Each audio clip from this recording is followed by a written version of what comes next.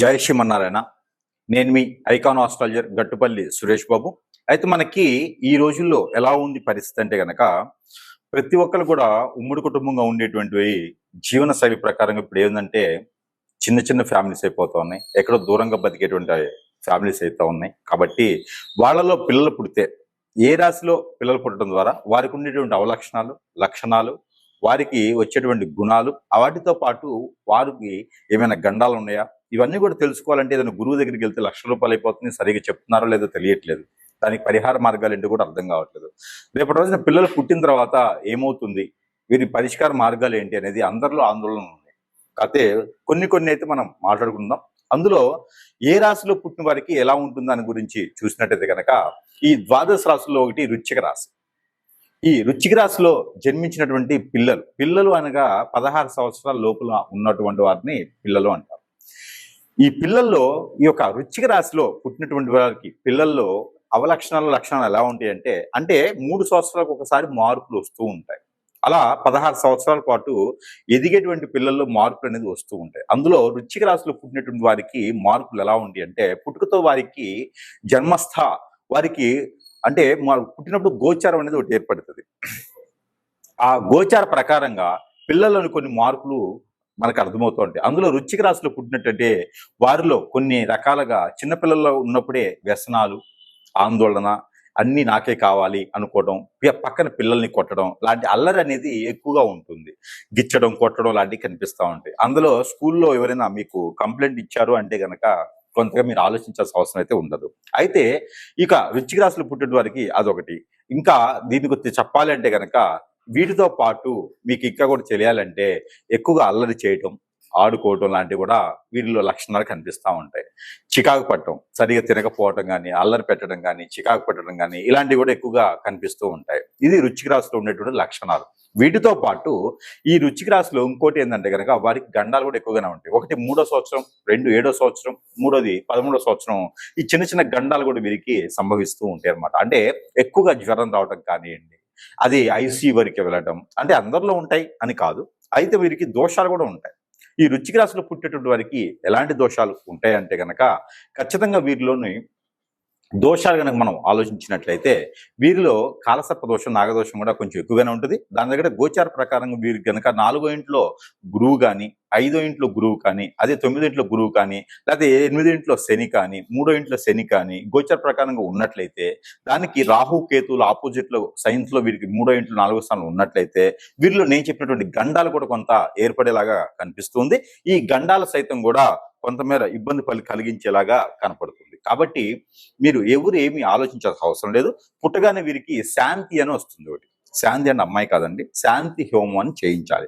నవగ్రహాలకి శాంతి హోమం ఒకటి చేయించినట్లయితే మీకు అన్ని రకాల ఇబ్బందులు అనేది లేకుండా కనిపిస్తుంది.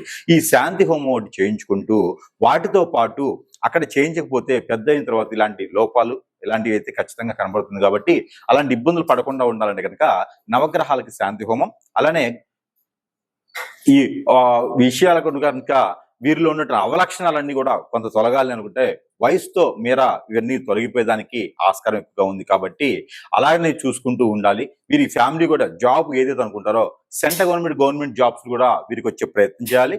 అలానే వీరిని కొంత క్రమశిక్షణతో పెద్దలైతే కూల్చుకొని పెద్దలు కూడా క్రమశిక్షణతో పెంచుకోవాలి.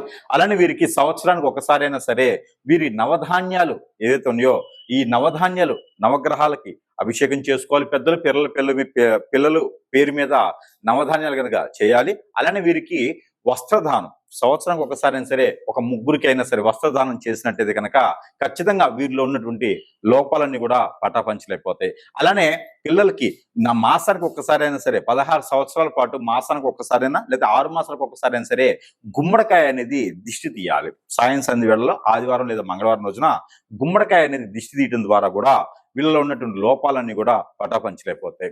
అలానే వీరికి పిల్లల పేరు మీద ఎవరికైనా అన్నదానం కానీ, పిల్లల పేరు మీద ఎవరికి అనాథాశ్రమంలో ఇవ్వటం కానీ, వీరి పుట్టినరోజుకైనా సరే ఒక 10 మంది పిల్లలకైనా సరే అనాథాశ్రమాల్లో వాళ్ళకి ఫుడ్ ఇవ్వడం కానీ చేస్తే ఈ వృశ్చిక రాశిలో పుట్టిన పిల్లలకి అలాంటి గండాలు కానీ అలాంటి ఇబ్బందులు కానీ కలగకుండా ఉంటాయి.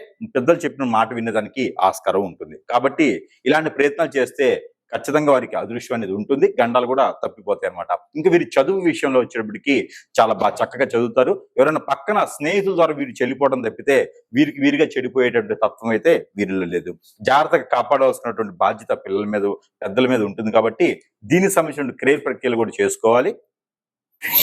అయితే వీళ్ళకి గండాలు కూడా వస్తుంటాయి కాబట్టి గండాల గురించి భయపడవసరం లేదు. ఎందుకంటే వృశ్చిక రాశిలో జన్మించిన వారు ఎవరికైనా సరే ఎక్కువగా చూపించుకోవడం లాంటివి, వాటిలో ఉండేటువంటి బాధరిష్ట రోగాలు కావచ్చు, వాటిలో ఉండే స్ట్రెస్ ఫీల్ కావచ్చు, మైండ్ సరిగా ఉండకపోవడం, ఇలాంటివి కూడా ఈ ఒక రాశిలో చూస్తూ ఉంటాం అనమాట. కాకపోతే ఎక్కువగా భయపడాల్సిన అవసరం అయితే లేదు. కానీ ఖచ్చితంగా వీరికి పుట్టగానే శాంతి హోమం కానీ, శాంతి పూజ కానీ, నవగ్రహ శాంతి కానీ ఖచ్చితంగా చేపించినట్టయితే మీకు అన్ని రకాల ఇబ్బందులు అనేది కలగకుండా ఉంటుంది. కాబట్టి ఆ రకమైన ప్రయత్నం అయితే ఖచ్చితంగా చేయాలి. ఇక పిల్లల్లో ఎదుగుదల ఒకటి అయితే లోపం కనిపిస్తా ఉంది కాబట్టి అది కూడా ఏ నక్షత్రంలో పుట్టారు, వారిలో గ్రహాలు ఎలా ఉన్నాయి కూడా మనం చూసుకోవాలి. అదే గనక 6వ స్థానంలో రవి భగవానుడు ఉండి, అలానే 8వ స్థానం 9వ స్థానంలో రవి భగవానుడు ఉండేసి, 3వ స్థానంలో శని కానీ, 3వ స్థానం శుక్రుడు కానీ ఉన్నట్టయితే కనుక వారు ఖచ్చితంగా గవర్నమెంట్ జాబ్ కానీ, గవర్నమెంట్ అప్లికేషన్స్ కానీ, ఎలాంటి గ్రూప్ 1 గ్రూప్ 2 పరీక్షల్లో కానీ విత్తులేదానికి, విదేశాల్లో సెటిల్ అయ్యేదానికి కూడా ఖచ్చితంగా వారి ఫ్యామిలీ మొత్తం కూడా మారిపోయేటువంటి విధంగా ఉంటుంది 16 సంవత్సరాల తర్వాత. ఈ విధమైన అన్ని కూడా గమనించుకోవాలి. ఎప్పుడు కూడా మన పక్కన ఎవరైతే ఉంటారో వారి అవలక్షణాలు ఎక్కువగా ఏర్పడతాయి. అలానే ఈ రాశిలో ఆ పిల్లలతో పాటు ఎవరున్నారు, ఎవరు ఆడుకుంటున్నారు, ఎవరితో ఎక్కువగా మాట్లాడుతున్నారు, ఎవరితో చనువుగా ఉన్నారు అది కూడా పెద్దలు ఖచ్చితంగా వీరికి 16 సంవత్సరాలు వచ్చేంత కాపాడుకుంటూ ఉండాలి. లేకపోతే వారికి 10వ సంవత్సరం లోపున ఏ అలవాట్లయితే వారికి అవలక్షణాలు ఏర్పడతాయో అదే అలవాటు ప్రకారంగా వాడు ఉంటారు. అదేవిధంగా పిల్లల్లో ఇంకా ఎదుగుదల, నరదిష్టి, నరఘోష కూడా పోయేలాకుండా ఉండాలి అనుకుంటే కనుక మనం అనుకున్నట్టుగానే, మొదటిగా మనం అనుకున్నట్టుగానే గుమ్మడికాయ దిష్టి అనేది మాసానికి ఒకసారైనా, 6 మాసాలకు ఒకసారి అయినా సరే పిల్లలకి, వారు ఆడపిల్లలైనా మగపిల్లలైనా సరే వాడి చుట్టూతా తిప్పేసి పగలగొట్టేయాలి.